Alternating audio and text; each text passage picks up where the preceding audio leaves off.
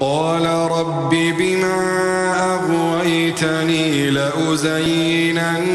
لهم في الأرض ولأغوينهم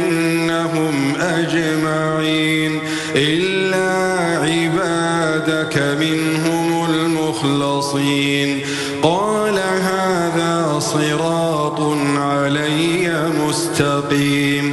إن عبادي ليس لك عليهم سلطان إلا من اتبعك من الغاوين وإن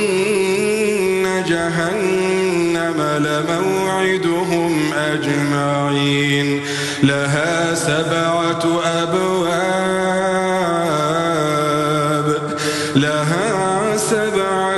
أبواب لكل باب منهم جزء مقسوم